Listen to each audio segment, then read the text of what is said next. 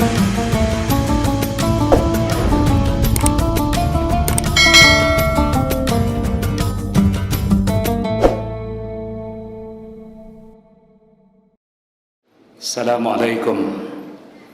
warahmatullahi wabarakatuh.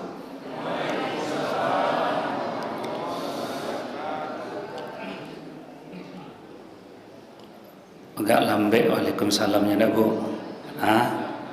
Yo lah Ustaz, suara Ustaz lambat lah tentu yo nah. Nak elok pendendam nak bu. Dia Ustaz ko suaranya lah serak-serak basah.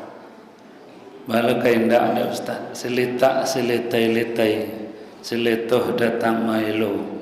La tujuh balik hari puasa kau dipakai, litak je latiah Allah Ta'ala so. Nan kadua angku gadang makan jolawa pari kanyang tawar kuat. Jika kalau tagang urek pari kan dua urek mato. Dia Pak Ibu malam nan ke-8 balik, mari kita motivasi. Assalamualaikum warahmatullahi wabarakatuh.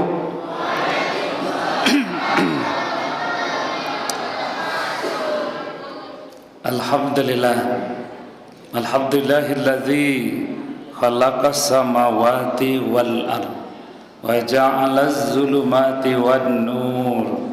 Asyhadu an la ilaha illallah wahdahu la syarikalah wa asyhadu anna sayyidana Muhammadan abduhu wa rasuluh la nabi ya ba'dah.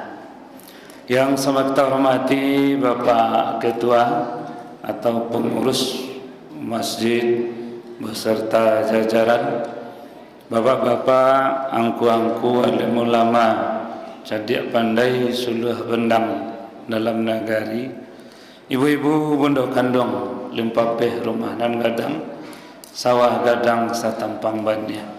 Bapak-bapak, ibu sidang hadirin salat tarawih insyaallah dimuliakan Allah. Kita banggakan anak-anak kita yang hadir, remaja-remaji, siswa-siswi ataupun santriwan beserta santriwati. Bersyukur kita kepada Allah atas segala limpah nikmat beserta karunia diberikan, alhamdulillah. Malam ini Bapak Ibu diantarkan kita ke malam yang ke-18, ya Bu? Ya Bu? Ya, artinya 17 hari sudah siam Ramadan ini kita jalankan. Doa dan permohonan kita kepada Allah, semoga diterima segala amal ibadah kita, dilipat gandakan pahalanya, amin ya rabbal alamin. Selawat berangkat salam kita mohonkan pada Allah, semoga dilimpahkan pada arwah yang kita, yakninya beliau baginda Rasulullah Muhammad sallallahu alaihi wasallam. Allahumma salli ala Muhammad wa ala ali Muhammad. Bapak Ibu sidang jemaah rahimakumullah, malam nan ke-8 balik sesuai dengan tema, yaitu persoalan, ya, kita akan bicara tazkiyatun nafs, atau disebut dengan tazkiyatun nufus, ya. Ayat ini kita ingin awali dengan satu surat. Nanti akan kita lihat rujukannya ke dalam Al-Quran. Namun Bapak Ibu, sebelum kita sampai kepada ayat, kita ingin sampaikan satu hal. Ucapan maaf Bapak Ibu pribadi yang pertama kepada Bapak Ibu pengurus, kedua Bapak Ibu jamaah. Kebetulan malam nan ke-8 balik ada acara nuzulul Quran. Itu bertepatan di Ittihad, ya, di PJKA. Oleh karena itu mungkin nanti setelah tazkirah atau tauziah kita sampaikan Bapak Ibu, Pak pengurus, mohon maaf. Mungkin tidak bisa lo bersama aja Pak Ibu salat tarawih berjamaah, karena di situ jamaah kita mulai salat isya langsung solat tarawih. Dia gak capek sebiar tiba biar kami solat dulu. Selesai tarawih kami, mudah-mudahan nanti kita langsung nuzul. Tapi kalau solat lombo sikul Pak Ibu, itu talambek lombo situ. Ambo tiba situ jemaah lah pulang ke rumah. Oleh karena itu mohon maaf dan sekaligus nanti pamit setelah tauziah ini disampaikan. Lirik ya maaf Pak Ibu. Alhamdulillah. Bapak Ibu bicara tentang tazkiyah nafs. Kita akan lihat satu di antara ayat Allah di mana Allah berfirman, A'udzubillahi minasyaitonirrajim. Bismillahirrahmanirrahim. Innamal mu'minun alladzina amanu billahi wa rasulih summa lam yartabu wajahadu bi amwalihim wa anfusihim fi sabilillah ulaika humus shadiqun. Al-Hujurat ayat yang ke-15 ya. Kata Allah pada ayat itu dengan menyebut nama Allah yang Maha Pengasih lagi Maha Penyayang. Sesungguhnya orang-orang mukmin adalah orang-orang yang betul-betul membuktikan ketaatan dan kepatuhannya terhadap Allah dan Rasulnya. Kemudian tidak sedikit pun ada keraguan di dalam dirinya. Wajahadu bi amwalihim, mereka berikhtiar, mereka berjihad dengan segala kapasitas dan fasilitas yang mereka punya. Wa anfusihim, mereka akan berjihad dengan diri mereka. Semuanya itu tentunya di jalan Allah. Ujung ayat, ulaika humus shadiqun. Mereka inilah yang benar-benar sempurna iman Islam di dalam diri dan kehidupannya. Bapak Ibu sedang jemaah rahimakumullah. Setelah kita menyempurnakan iman kepada Allah, kita buktikan kepatuhan dan ketaatan kepadanya berkaitan dengan ibadah Ramadan. Siangnya kita bangun ibadah wajib, namanya berpuasa di bulan Ramadan. Itu jumlahnya sedikit Pak, lebih kurang hanya 30 hari. Kalau menurut kalender Muhammadiyah itu 1 Syawal bila Pak, Bu, bertepatan hari Jumat. Kalau kita hitung hari Jumat berarti 29 hari. Tapi dengan pemerintah belum pastikan apakah hari Jumat atau hari Sabtu. Mudah-mudahan ada kesepakatan dan kebersamaan kita hari itu ya. Tapi kalau nanti pemerintah jatuhkan hari Sabtu, berarti Ramadan kita 30 hari. Itu sedikit ya. Karena ada nabi-nabi sebelum Muhammad ibadah Ramadannya panjang. Siapa di antara nabinya Pak Ibu? Bu, siapa nabi yang ibadah Ramadannya lebih dari 30 hari? Tahun 98, 99, 2021 Ambo aktif di daerah pedalaman di Mentawai sana. Waktu kita hadir di tengah mayoritas Kristiani, apa kata pastor dari Katolik? Saya kekeu nenek pastornya Islam le Pak Firdaus, Anda ini seorang ulama Islam. Jawabannya iya.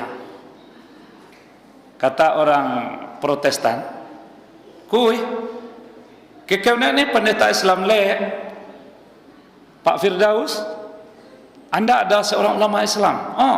Iya. Hebat Islam itu Pak. Islam Ramadannya puasanya 30 hari. Tapi Nabi kami, Tuhan kami dulu, Yesus, lebih hebat lagi daripada Islam. Bagaimana hebatnya Pak? Tuhan kami Yesus dulu puasanya 40 hari. Di Nabi Isa alaihissalam itu puasanya 40 hari. Lebih lama lagi daripada kita Islam. Mungkin ini yang dimaksud oleh Allah. Hai orang-orang beriman, diwajibkan kepadamu berpuasa sebagaimana Allah telah wajibkan orang-orang sebelum kamu. Artinya umat-umat sebelum Nabi Muhammad. Di kita umat Muhammad ini Ramadan kita 29 atau 30. Tapi ada di antara Nabi-Nabiullah sebelumnya 40 hari, di antaranya Isa alaihissalam. Ada lagi ibadah Ramadan lebih panjang. Siapa Bapak Ibu? Daud alaihissalam. Pak Ibu, puasa Nabi Daud sudah kita kenal. Berapa puasa Nabi Daud, Bu? Tak? Sari yo, sari ndak. Sari yo, sari ndak. Andaikan dalam 1 tahun itu 12 bulan, Nabi Daud puasanya 6 bulan. Tidak tertanding dah Bapak Ibu. 6 bulan puasanya. Kita 30 hari itu macam-macam rasanya. Apa jauh pencong betul. Inilah satu ketaatan kita. Wajibnya 30 hari siang, andaikan begitu. Tahun 29 hitungan kalau kita lakukan. Malamnya kita tambah dengan ibadah-ibadah sunnah sebanyak 29 atau 30 hari pula. Inilah amanu billahi wa rasulih. Tapi orang puasanya wabuko, orang sembahyangnya hilang, atau tidak amanu billah namanya. Atau sebaliknya, lain satu puasa siang tapi puasa sembahyang tidak. Puasa lain sembahyang tidak. Ini belum juga lagi amanu billahi wa rasulih. Tapi iman yang benar itu dia buktikan ketaatannya kepada Allah dan kepatuhannya terhadap baginda Rasulullah, terhadap apa yang disunahkannya. Pak Ibu, bagi kita yang hadir tentu ini sudah sempurna. Tapi setelah itu summa lam yartabu, tidak ada keraguan sedikit pun dalam dirinya. Jangan 30 hari, 60 hari pun kalau itu diwajibkan, iman yang benar bisa membuktikan kepada Allah. Jangankan sampai balik jam, 24 jam pun kalau begitu diwajibkan, insya Allah siap kita menjalankannya kalau imannya sudah baik di hadapan Allah. Kemudian inilah mereka berjihad dengan segala fasilitasnya. Jadi puasa Ramadan itu Pak Ibu, dia tidak hanya menahan diri dari haus dan lapar, tapi dia akan menahan diri dari segala sesuatu yang merusak pahala ibadahnya. Ini jihadnya dengan apa? Jihadnya dengan fasilitas. Mato, fasilitas. Talingo, fasilitas. Mulut, fasilitas. Tangan, fasilitas. Kaki, fasilitas. Tapi kalau dia Ramadan mulutnya coplos-coplos, tidak tahu kemana arahnya, ini susah. Ini puasa, jamu di kakak, ayam di kajui. Nah puasa yojo, nah beruto yojo, ini rusaklah kualitas ibadahnya. Dia tidak minum, tidak makan, tapi yang lepas itu adalah pahala ibadahnya. Bu-ibu, andaikan, kau berandai-andai kok terjadilah orang parang di tetangga sebelah, suami jo istri, kekiro sikap awak dalam bulan puasa, menutup pintu, menggadangkan volume televisi awak di rumah, atau dia ambil telingo dia tangkap lihat tembok orang. Kok masih je itu lah. Ini yang berpuasa itu baru fisiknya, tapi fasilitasnya belum. Masih mendengar yang tidak baik, masih juga melihat yang tidak benar, masih juga membuat berita fiktif. Andaikan saya hari ini seorang pegawai negeri atau swasta, perjalanan saya keluar kota itu hanya 5 hari, hitung uangnya hanya 10, tapi tetap di dalam kertas saya buat 15, karena 5 itu THR Pak. Atasan tidak tahu, bawahan tidak menjaliat, tapi yang tahu adalah diri saya sendiri. Lain puasa mak, tapi nan surat fiktif kau buat joleh. Dijabahkah doa ibadahnya oleh Allah? Allahu a'lam bisawab. Pak Ibu sedang jamaah rahimakumullah. Itu namanya wajahadu bi amwalihim. Mereka jihad dengan fasilitas yang Allah beri. Kalau jihad harta itu infak sedekah insyaallah, perhitungan zakat tinggal hitung hari. Kasih siapkan zakat kita dengan kualitas yang benar. Bicara dengan wajahadu bi amwalihim. Tapi ada yang ketiga, wajahadu bi anfusihim. Ya. Inilah persoalan diri. Bapak Ibu sedang jamaah rahimakumullah. Kalau fisik kita bicara amwal, fasilitas secara lahiriah. Tapi bicara tentang diri, mana yang diri itu? Kalau Bapak Ibu calia Ustaz Paman Firdaus semalam kok, mulai dari ujung rambut sampai ke ujung kuku, itu dirinya secara jasadiah. Tapi diri secara ruhaniah terkurung di dalam jasad ini. Mana yang jasadiah itu dan ruhaniah itu? Ya, jasad sudah kita wujudkan. Yang ruhnya yang mana? Ruh ini namanya qalbun. Ruh ini namanya aklun. Ruh ini namanya an-naf. Keinginan dan kehendak. Pak Ibu sedang jamaah rahimakumullah. Berkaitan dengan ibadah Ramadan, inilah tema kita malam ini tepatnya. Tazkiyatun nufus. Bagaimana orang bisa memelihara, menjernihkan dirinya secara lahir dan batin. Kalau lahir tadi sudah kita ungkap, segala fasilitas harus kita manfaatkan dengan benar. Tapi kalau anggak geliang namuahnya, puasa lai jo, baduto jo, punya orang, punya awak ada orang, atau awak hak orang, hak awak nampak anak orang, tekanan awak nampak bini orang, Pak. Rasa-rasa ke dia awak. Ini buku saya capek tu. Tidak ada nilai ibadahnya si Allah kalau dia tidak mampu membersihkan bahagian itu. Tazkiyatun naf bicara lahiriah dan batiniah. Secara lahir itulah jihad awak. Secara batiniah, tazkiyatun nufus itu bicara tentang 3 hal. Yang pertama, bersihkan qalbun. Hati bisa bersih, Bapak Ibu. Kalau tidak bersihlah hati, sulit. Maka dalam satu hadis Rasulullah bicara, ala wa inna fil jasadi mudghah wa idza salahat jasadu kullu wa idza fasadal jasadu kullu ala wa hiyal qalbu. Ketahuilah, dalam tubuhmu itu ada sepotong daging. Apabila sepotong itu baik, maka baik yang lainnya. Tapi apabila yang sepotong itu rusak, kotor, jelek, maka binasa bahagian yang lainnya. Ala wahiyal qalbu, itu nadinamuan dengan hati. Ya Pak Ibu, di saat kita berada di bulan Ramadan ini momen kita membersihkan hati dari segala kotoran. Ya. Maka itu iman itu di mana terletaknya? Iman tidak terletak di dalam kepala, iman tidak terletak dalam perut, tapi iman itu terletak di dalam hati. Apa artinya? I'tiqad biqalbiyah. Hati itu adalah, kalau tiba cuci tangan tapi basuhnya tuh Pak, kalau tiba nasi yang lain buat tuh mangkoknya tuh.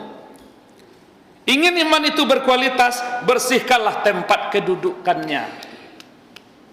Tempat kedudukan iman itu adalah kulub. Perlu bersihkan hati. Tapi kalau tidak bersih hatiku, maka rusak yang lain. Pulang sembahyangnya pacitan orang je lah. Sianu petang tak terdengar. Dihiput di rumah. Masalah. Paling masalah kebutuhannya tu nyo. Nyo pulang sembahyang apa bu? Tapi orang lain dicekarau je lah. Di saat hati itu tidak bersih, maka dia akan mengeluarkan sesuatu yang tidak bisa menerima yang terbaik. Sehingga apa yang dilakukan oleh orang itu rusak dan jelek di depannya. Punya kelebihan orang, tidak jo senang hati. Punya kekurangan orang, tidak jo nyaman hati. Maju kena, mundur kena. Padahal hati ini adalah segala-galanya dalam hidup. Nan sakit hati, Nang sanang hati, nang padiah hati, nang gadang hati, nang ketek hati, nang kanai hati joleh. Bini orang bininya coba, laki orang lakinya coba. Ini pula persoalannya. Kalau tak bersihlah hati itu, sesuatu tak akan terletak pada tempatnya. Ini pula bahayanya. Jadi perlu bersihkan qulub. Ini disebut dengan tazkiyatun nufus. Ya. Bagaimana memelihara dan membersihkan hati ini dari segala kotoran atau penyakit, agar ibadah kita berkualitas sehingga dijabah oleh Allah. La'allakum tattaqun. Dengan ibadah puasa Ramadan yang sempurna akan mengangkat derajat dirimu menjadi manusia-manusia yang bertakwa kepada Allah. Tapi kalau tidak bersihlah yang namanya hati, maka jangankan menjadi manusia takwa, menjadi manusia muhsin saja belum lahir. Maka Imam Ghazali menyebut ada namanya muslim, ada namanya mukmin, ada namanya muhsin, ada namanya mukhlisin, dan tingkat yang tinggi itu namanya muttaqin. Yang sampai ke muttaqin menjadi mukmin saja susah, menjadi muhsin saja sulit, menjadi mukhlisin saja berat kalau hati tidak bersih. Kalau ada kelebihan banyak di rumah, dibuat tadi kolak sagoroba, dibuat lo onde-onde saimbe, di Bali lo cemangko tigo, Allah tak kumpu sanjo ke makan. Hanya tolah makan iko makan lah kanyang selesai. Makanan ko terunggu aja lah. Anak kecil apa kai ibu ko, dia banyak makanan tangkalah ke sebelah. Ini nyolok dia hanya pandai longwe tu. Kalau tidak juga bersih hati ini, maka tidak lahir namanya mura'ah. Biarlah dicampakkan ke dalam got atau di pador yang kurang-kurang tetangga sebelah. Padahal syahrul Ramadan wa syahrun ibadah. Ramadan berpeluang untuk menjadikan segala sesuatu bernilai kualitas ibadahnya si Allah. Siapa yang memberikan makanan kepada orang yang berbuka dengan imannya yang sempurna, keikhlasannya yang terpelihara, maka pahala yang didapatnya sama dengan pahala orang yang berpuasa pada siang itu. Padahal kadangnya nilai itu. Tapi di hati kau tak bersih ya? Di pada dia giang kayaknya oncak dibuang sekelam got wak. Aman negeri. Tak banyak cerita.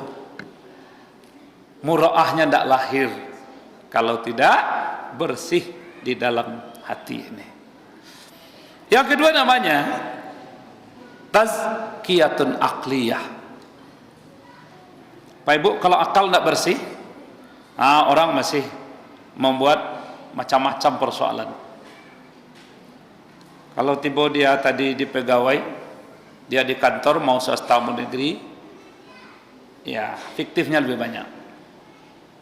Kalau tiba nyoba dagang, bohongnya lebih besar. Nak percaya Pak Ibu, cobalah datang ke pasar. Baru yang cogok siapa ke kedai itu, masuklah Pak, masuklah Bu, akhirnya carilah. Condong mata, kena rancak. Condong salero, kena lama. Nampak dia awak kain nombor warna aku. Tu barang kain tu Bu. Nama ke dapat carilah. Nan itu modal kain kau 100-nya ke Bu. Aragonya tak tanggung 200. Para Bu, 200 tu Pak. Jangan mahal benar Bu. Nang kata jangkau sila. Abada dia Pak yo, mak kami dengar. Cocok arago bukti barang sekali. Dapat 150.000 tu Bu. Onde Pak, pokok padang sebelum pulang itu doh. Pokok 100 kau nya. Lari minta kan 150 dan pokok kalau dia pulang leh. Namanya bohong. Kok tibolah 25 orang ke kadainya dari pagi sampai sanjo, lah 25 kalinya berdutur. Mana kadang palo ibadah puasanya dari doa bohongnya hari itu. Inilah yang tidak berimbang. Kalau nak luruslah akal, batea-tea Pak Ibu. Dia orang 1 kilo tu 10 on. Deknya nak 1 kilo tu 9 on ni. 1 1 on itu adalah maling. Kalau 10 kilo berjual beli, makalah menciloknya 1 kilo. Kalau 100 kilo lah yang jual beli sehari itu, di pagi sampai saja 10 kilo makan hak orang. Bayangkan, dijabahkah pahala ibadahnya, puasanya oleh Allah? Allahu a'lam bisawab.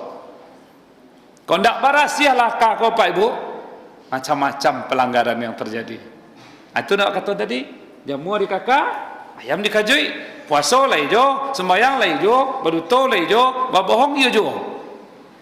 Inilah pentingnya tazkiyatun nafs, memelihara kebersihan, kejernihan diri.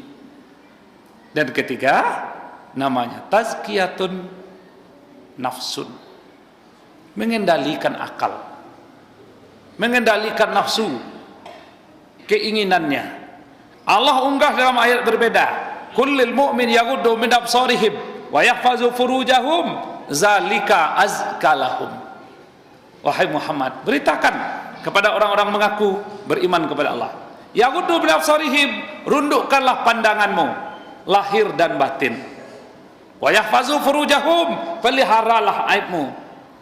Kalau tidak bisalah mengendalikan, merundukkan pandangan, menundukkan jasad rohaninya, maka pelanggaran sepanjang waktu. Baru-baru ini kita, masyarakat Minang, dihujani oleh rasa malu. Ada seorang bapak kandung menzinai anak kandungnya setelah usianya mulai muda belia. Inyo bapaknya, aku nanang-nadang kok lahiran dari potongan darahnya sendiri, tapi dizinai pula tu sampai hamil. Na'udzubillah min zalik. Apakah tak ada wanita lain? Ada yang halal, kenapa yang haram? Kalau tidak terpeliharalah nafsu ini Bapak Ibu, yang haram pun menjadi halal. Bahayanya kehidupan kalau tidak mampu merundukkan segala pandangan keinginan yang ada di dalam diri dan kehidupan kita. Oleh karena itu, malam dan ke depan malih, mumpung masih ada waktu dan kesempatan, mari kita dekatkan diri kepada Allah dengan cara satu, tazkiyatun nufus, bersihkanlah diri kita, peliharalah segala larangan yang bisa merusak pahala ibadah kita, yang akan mengancam kebutuhan dunia dan akhirat kita. Allah katakan dalam Al-Quran, dalam satu ayat, duribat alaihimuzillah ainama sukifu, di mana mereka tinggal, siapa dirinya, tidak orang sederhana, orang-orang penting pun terlibat. Tidak hanya orang yang tidak mengenyam pendidikan, orang yang punya gelar 1001 depan belakangnya pun akan terjerat dengan masalah. Illa bihablim minallah wa hablim minan nas. Tapi kalau baiklah hubungannya dengan tali agama Allah, pasti baik pula hubungannya dengan manusia dari bagian yang lain. Maka dari itu, kendalikan diri kita setelah beriman dan beribadah kepada Allah. Bapak Ibu, mudah-mudahan inilah momen malam nangka 8 baleh bisa menguatkan ibadah puasa Ramadan kita. Semoga Allah memberkahinya. Amin ya rabbal alamin. Terima kasih atas segala perhatian, mohon maaf atas segala kekurangan. Wabillahi taufiq wa hidayah. Assalamualaikum warahmatullahi wabarakatuh.